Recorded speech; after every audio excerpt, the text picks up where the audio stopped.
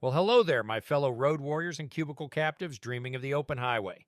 It's your old pal, Tom Bell, the midlife trucker, back for week 39 of Six Figure Trucking. Strap in, because today we're tackling carryover, the trucking world's version of a plot twist in a soap opera. Is your paycheck in this week? Next week? Lost in the Bermuda Triangle? Stick around, because I'm about to unpack this mess with enough sarcasm to make a traffic cop cry into his ticket book. Here's a little tease to keep you hooked. This week's paycheck? A juicy $2,236. Yeah, I know. Sounds like I'm out here buying gold-plated hubcaps, right? But hold off on the champagne wishes and caviar dreams. There's a catch, and its name is carryover. Oddly, the week that I decide to talk about carryover, I do not have any carryover, not from the week before, nor into the week after. This week, stand alone. But don't bail on me early either. My final thoughts are going to wrap this up tighter than a shrink-wrapped pallet. Oh, and I've tossed in some bookmarks so you can skip to the good stuff if you're too impatient to enjoy my charming wit. But seriously, who's skipping this? So what's the deal with carryover?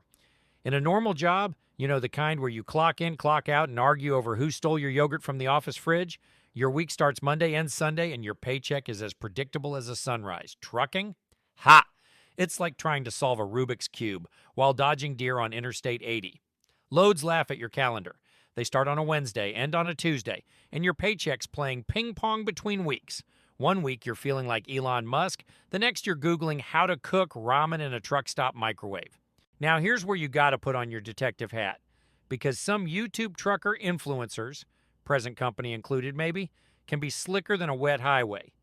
You see a video with some dude flashing a $3,000 paycheck, and you're ready to trade your khakis for a set of truck keys. Not so fast, Columbo. One fat settlement is about as trustworthy as a free lunch sign at a truck stop. You need to stalk those consecutive weeks like a hawk. Better yet, grab the year-to-date numbers and divide by the weeks in the year. That's the real scoop.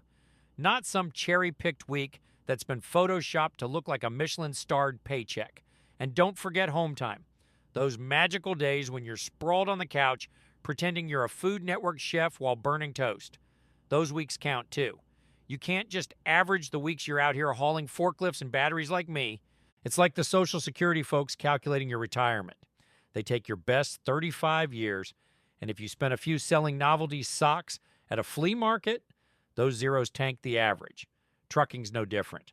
Your yearly average has to factor in those glorious paycheck-free weeks at home.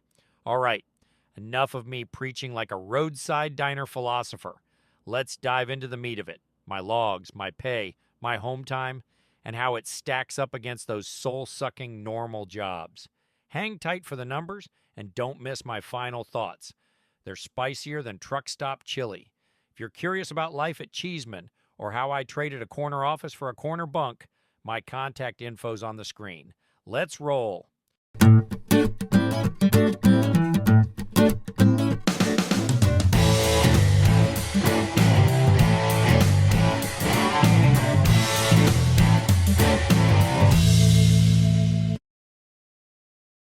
First, we'll talk about my logs for the week. I was paid for 2,974 dispatched miles. I had 3,077 logged miles. The day in green, I was on home time. Let's look at my unedited pay statement for period 39 of 2025. This includes all trips from September 14th to September 20th. Detention paid $18. Empty miles paid $133. Securement paid $26. Loaded miles paid $1,756. And stops paid $303. Total earnings for this week was $2,236. 39 weeks into the year, my gross income is $87,354, and my total miles is 110,331. That averages out to $2,240 per week and 2,844 miles. Estimated out over 52 weeks, my estimated annual is $116,471. Year-to-date numbers as of week 39 of 2025. I've been paid for 110,931 miles, covering 34 states, making 273 stops. 94% of those miles have been loaded, averaging 78.7 cents per mile. Here's the home time that I've taken this payroll year through the end of the 39th week. I have been on home time 21 times so far, totaling 59.8 days. I also have 5 overnight breaks at the house and 17 paid 34-hour resets on the road. I am not paid hourly, but let's calculate like an hourly job. For the week, my gross pay was $2,236 for 68 hours of work. If we break it down into a typical hourly job, it could be 40 regular hours and 28 hours of overtime, resulting in an effective pay rate of $27.17 per hour. For the year, my gross pay so far is $87,354 for 2,251 hours of work. If we break it down into a typical hourly job, it could be 1,525 regular hours and 726 hours of overtime, resulting in an effective pay rate of $33.41 per hour. Taking a look at the if only truck drivers were paid for every hour in the truck calculation page. 39 weeks have gone by so far that total 6,552 hours. I have been at home 1,435 of those hours.